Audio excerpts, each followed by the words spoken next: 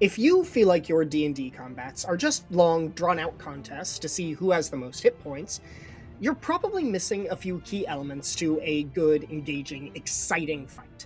And sure, you could say that dragon stat blocks are boring, or that mummy lords and liches are essentially just reflavored wizards, but putting the blame on the monster manual isn't going to help your game. But I've got 3 suggestions that will. Adding just one of these tools to your encounter will help make it feel more exciting, but adding all 3 is going to make it a fight to remember. If you want to see me use these combat enhancers in my own game, come watch A Matter of Time on my channel, and if you want more D&D tips or a place to discuss the game, you can check out the Centering Productions Discord using the link in the video description.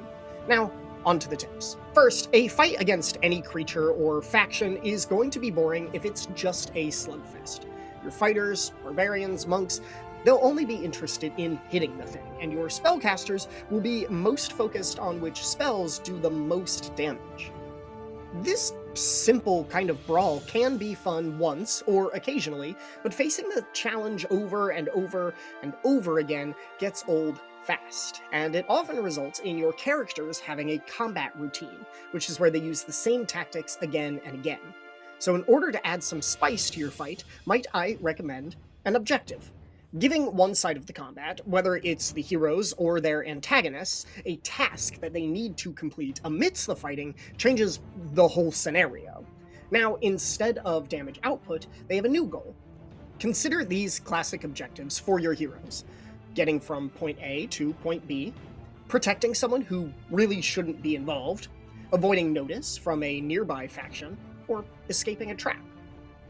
With each of these examples, your players will have to juggle dealing damage with expending resources towards their goal. And all of these scenarios will hopefully inspire your friends at the table to look at their abilities and spells with a new eye, maybe coming up with clever and creative uses for them that they haven't done before. Now, here are some goals that an opponent might have. Completing the 3 stages of ritual, sacrifice a kidnapped NPC or assassinating an important person, or delivering a message, a threat, or some other plot device. So in each of these examples, your party's objective becomes stopping the villain from accomplishing their own goal. They could choose to do that by chipping away at their hit points, but that might not be the most effective use of their abilities. In all of these scenarios, the fight is no longer just about subtracting damage, it's about the goal. Is your barbarian best used wailing on the bad guys, or should she use her strength to protect the mayor, that she hates, from the cultists who are bent on sacrificing him? Sure, the wizard would love to cast Fireball, but unless he wants to wake the dragon sleeping in the adjoining cavern, he's limited to spells that don't have verbal components and ones that aren't so explosive. These objectives have the potential to make each combat encounter a unique experience, forcing your players to rethink how they use their character abilities and challenging how they approach the fight.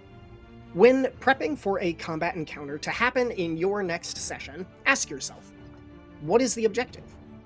One side of the fight should have a clear goal outside of dealing hit points. The opposing side could have the goal of countering the first, or they might have their own separate objective for added difficulty and interest.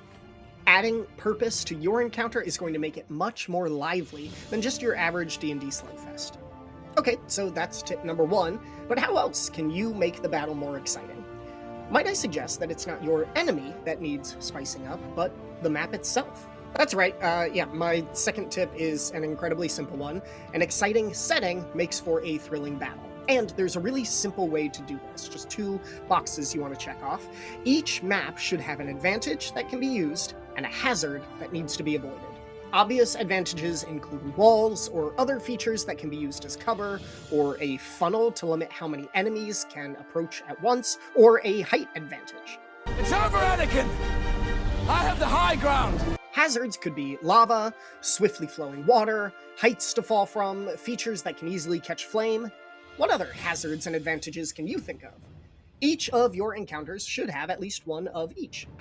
Now, keep in mind that hazards and advantages typically work the same for both sides of the contest. A stream of lava usually poses the same threat to an enemy as it does to a hero, and a choke point can be used as an advantage by either side. Also, Often when I put a hazard on the map, my players find a way to use it to their advantage in a way that I had not considered. You can also consider what I would call irregular hazards and advantages, something that isn't a constant on the battle map. For example, imagine your characters are fighting on a desolate wasteland and they're near a geyser that spits out a cascade of boiling hot, sulfurous water that scalds anyone, indiscriminate to friend or foe, within a 20-foot radius. Maybe you have one on each side of the battle map. How long is it until your players figure out that this happens at the top of every other round? Or maybe the two of them have different initiatives. Will your players figure out this information, and what do they do with it when they do? How effective are they at keeping track of the intervals? You can also use phasing battle maps, which are a great way of doing this, and you can find several examples online. I've used this one before. This is literally a battle map that changes over the course of the battle, whether it's lava slowly taking over a city block or a ship that they're on rapidly sinking. These are peak examples of maps that have inherent and increasing hazards. While both of these first two tips are incredibly effective at making a combat encounter more exciting, both of them admittedly put extra strain and expectation on you, the Dungeon Master. So for my third tip, I suggest something that is so easy, so simple, and passes the weight of narration onto your players. All right, Rogue, it is your turn. How do you want to spend your turn? I'm going to attack with my dagger, sneak attack. That hits. I'll do 23 damage. For my bonus action, I disengage, and then for my movement, I'm going to go over there. So that was boring. Don't get me wrong, I love a player who knows what they're going to do and uses their turn efficiently. But as a storyteller, I'm craving more. But instead of asking that player to spend more time on their turn describing their action, here's what I do. At the end of each round, after the last person is listed on my initiative tracker, I always add a single word: cinematics.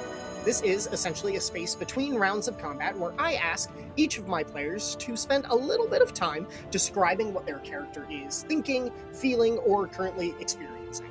Any time that they want to spend on their turn describing actions and adding flavor to their abilities is always highly encouraged. But this cinematics round is specifically for the purpose of giving the fight the narrative attention that it deserves without mechanical gain.